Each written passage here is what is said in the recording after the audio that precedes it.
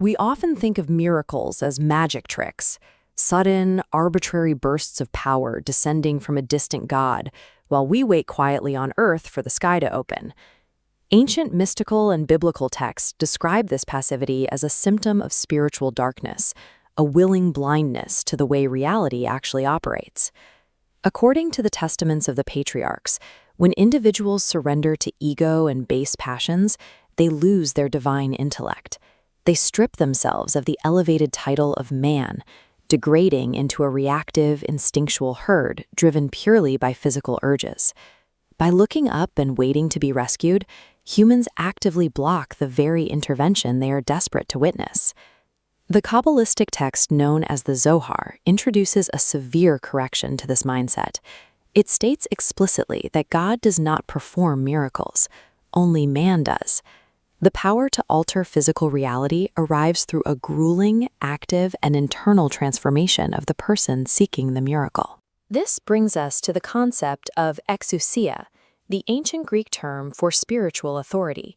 Wielding it requires an absolute, agonizing self-reckoning. Ancient teachings mandate that before a person can act as a catalyst for divine power, they have to cure their own spiritual blindness. It is the classic instruction to cast the massive beam out of your own eye before trying to fix anyone else's vision.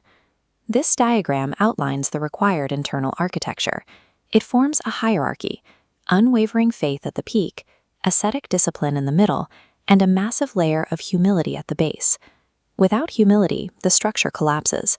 Pride must be entirely submerged into the divine will. True authority never elevates the individual holding it.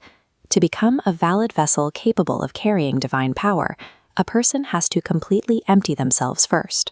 Once an individual has endured this internal preparation, the focus shifts to the mechanism of delivery, how a vessel actually transmits authority into the physical world.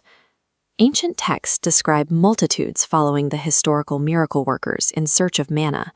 This is the bread of heaven, the specific spiritual sustenance required to feed a soul.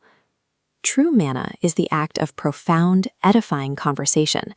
It is the verbal transmission of knowledge used to correct human thoughts and redirect actions. This visualization shows how communion happens through speaking. It functions as a direct transfer mechanism, bridging the gap between two minds to pass along the light of understanding. This re-educates the intellect, driving away darkness and granting the mental permission to actually believe. The capacity for a miracle is built through solitary labor, but the miracle itself is delivered through the intimate, connective tissue of human conversation. This leads us to the esoteric principle known as the arousal from below. This model illustrates the cosmic mirror. The upper worlds are strictly compelled to reflect actions initiated here in the physical world.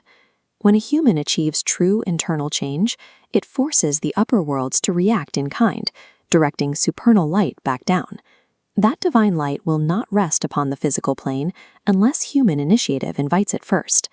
The Creator waits for the vessel to prepare itself. The scriptures state that the kingdom of God is an internal state, existing entirely within you. Mystical traditions insist that our current generation is explicitly tasked with finishing this cosmic work. When facing the overwhelming darkness of the modern world, the answer is not to wait to be rescued. We have to step forward ourselves. Human initiative is the sole mechanism of divine intervention. The realization of the miraculous begins the moment an individual looks at a broken world and makes the definitive vow, "Me, I will do."